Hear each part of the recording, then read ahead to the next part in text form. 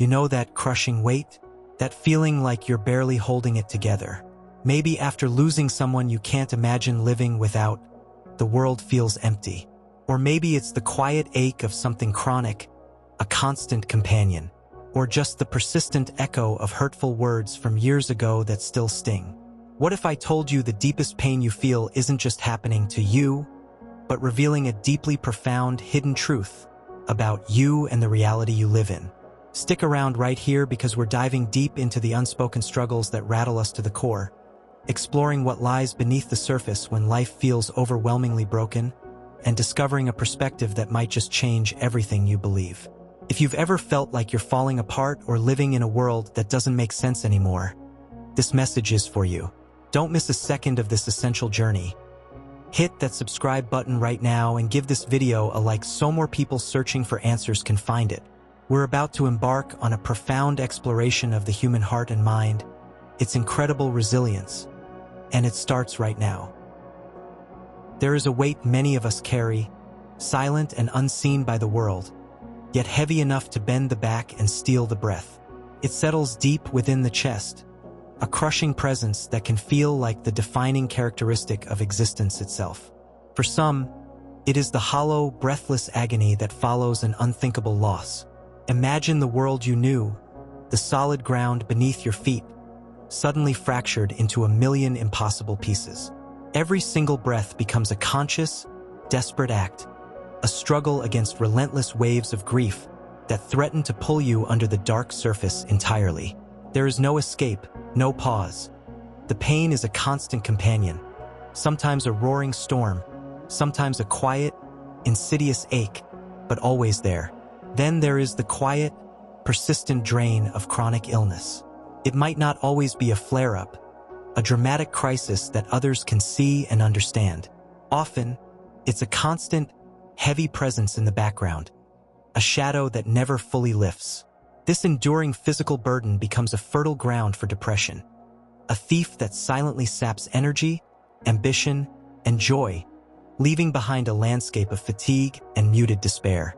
Life becomes a series of small, difficult tasks, the simplest achievements feeling monumental against the weight of an uncooperative body.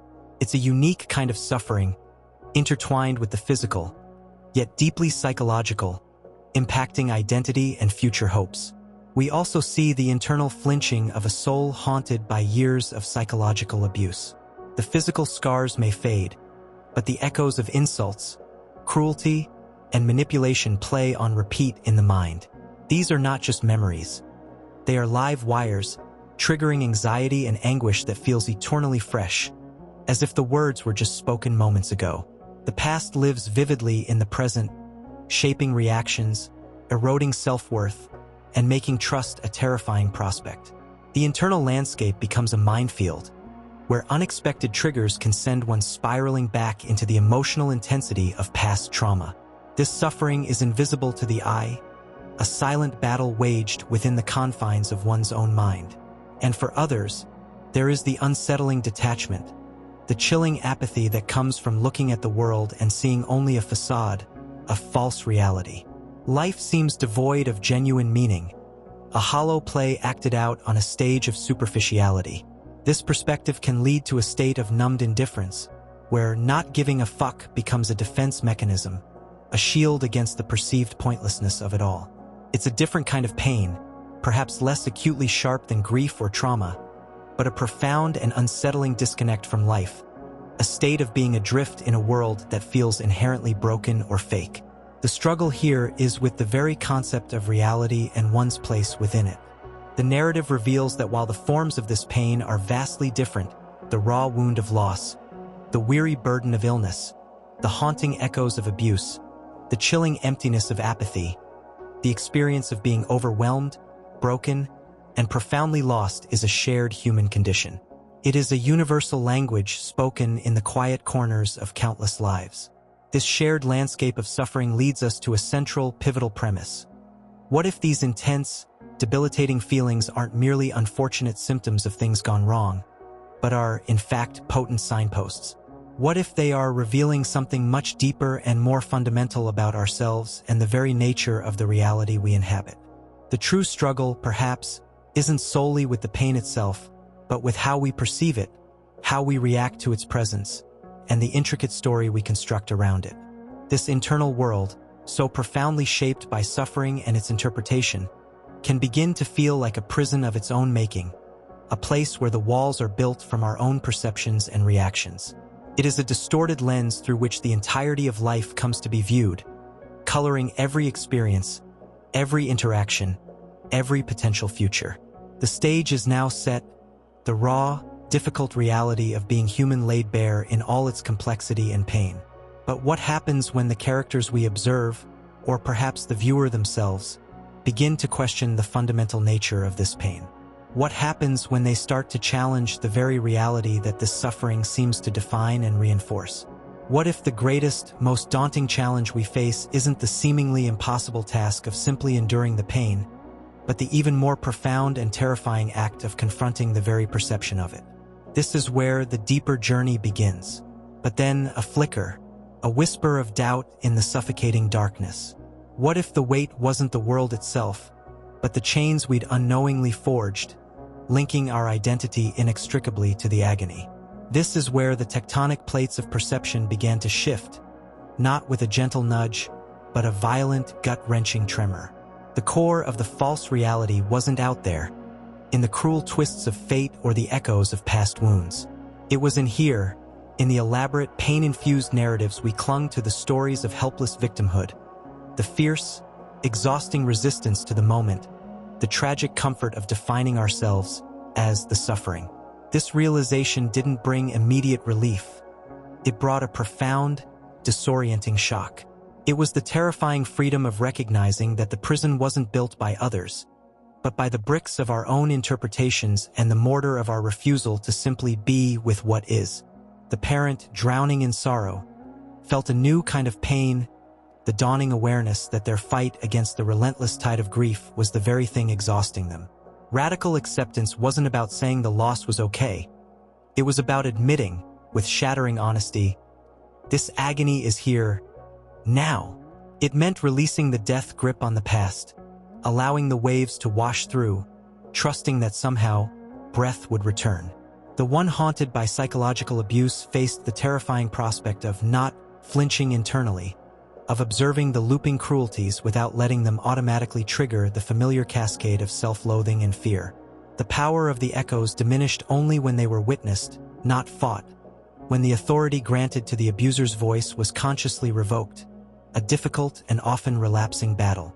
For the one burdened by chronic illness, the revelation was that strength wasn't found in denying the physical truth, but in embracing it fully, the limitations, the unpredictability, and finding resilience not without the illness, but courageously within its constant presence. The philosophical detachment, the not giving a fuck, transformed from a numb shield into a profound, almost cosmic perspective. The vastness of existence didn't negate personal pain, but framed it, revealing the fleeting, precious beauty of the individual life, a life to be lived not from apathy, but from a place of fierce, present engagement, precisely because it is so fragile and temporary. This internal battlefield was brutal. Letting go of the victim narrative felt like amputating a limb, painful, disorienting, a loss of the only identity known for so long. Fear screamed loudest here, the fear of the unknown without the familiar weight, the terror of confronting the raw, unadorned truth of the present moment. There were relapses, moments of slipping back into the comfortable, albeit miserable, patterns of resistance and self-pity. The pull was strong, the ingrained habits of a lifetime screaming against this radical shift. But with every conscious choice to observe rather than react, to accept rather than fight, to be rather than identify as the pain, tiny cracks appeared in the fortified walls of the perceived false reality. These were not cracks of weakness, but fissures of light, hinting at something immense and terrifyingly beautiful on the other side. The stakes were clearer than ever. Remain trapped, forever defined by the past and the struggle, or take the arduous moment-by-moment steps towards a freedom that felt less like liberation and more like walking naked into a storm. As they stood at this precipice, hearts pounding, raw and exposed, the question hung heavy in the air. Now that the foundation of suffering has been shaken, what kind of life does this painful, raw understanding enable? The journey concluded not with the absence of storms, but with the cultivation of a sturdy vessel capable of navigating them. The parent, whose world had shattered into a million pieces, still felt the raw edges of grief, a constant hum beneath the surface.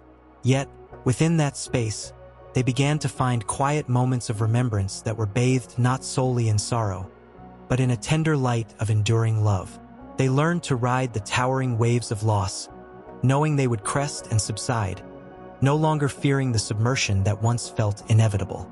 Healing wasn't about closing the wound, but about weaving the scar into the fabric of their being, demonstrating that even in the deepest absence, life could still pulse with purpose and connection, honoring the past by living fully in the present. For the one haunted by the ghosts of past cruelty, the echoes didn't vanish entirely, but their power dissolved like mist in the morning sun.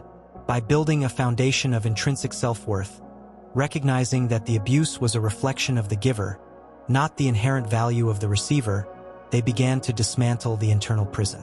Setting firm boundaries became acts of self-respect, reclaiming the sacred territory of their present from the trespasses of the past.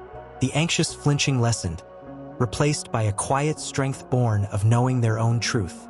The individual navigating chronic illness didn't experience a miraculous cure, but discovered a profound inner resilience that transcended physical limitations. Acceptance wasn't resignation. It was a pivot towards focusing energy on what remained possible, finding unexpected pockets of joy in small victories, and contributing to the world in ways that felt deeply meaningful. Their life wasn't defined by the illness, but enriched by the perspective it forged, a testament to the enduring capacity of the human spirit to find light even in shadowed valleys. And the one who had perceived a world stripped of authenticity, retreating into a numb detachment, found true meaning not in cynicism, but in courageous, open-hearted engagement. Armed with the philosophical understanding that external reality might be complex, they chose to consciously build their internal reality through presence and deliberate action. Not giving a fuck evolved from apathy to discernment, choosing where to invest energy, time, and vulnerability.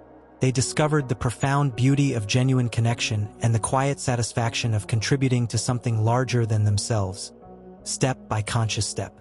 This resolution wasn't a finish line, but a new way of walking. It required ongoing practice, the willingness to sit with uncomfortable emotions without judgment, understanding that feeling isn't failing, the courage to seek support, perhaps finding solace and understanding in a circle of others who shared similar burdens, like a support group where shared pain forged unexpected bonds, a testament to the power of community and healing. The discipline to gently reframe negative thought loops that tried to pull them back into old narratives, and the profound strength found not in stoicism, but in embracing vulnerability as the truest form of courage. This journey wasn't unique to a few. It mirrored the silent battles fought in countless hearts across the world. It circled back to the beginning, showing how the very pain that threatened to destroy could, when met with awareness and wisdom born of experience, become the unlikely architect of strength, empathy, and a richer, more deeply felt human experience. It offered a path forward, transforming suffering from a source of despair into a powerful catalyst for growth, revealing the quiet, indomitable power that resides within when we dare to look beyond the surface, not just of the world, but of our own pain.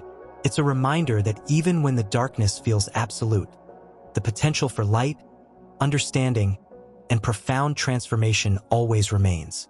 If this journey resonated with you and offered a glimpse of hope or a new way to see things, a flicker of recognition in your own struggles, please subscribe to the channel and like this video. Your support helps share these powerful ideas with others who are searching for answers, who might feel lost in their own darkness. Remember, even in the deepest challenges, there is always a path towards light, understanding, and reclaiming the peace that is inherently yours.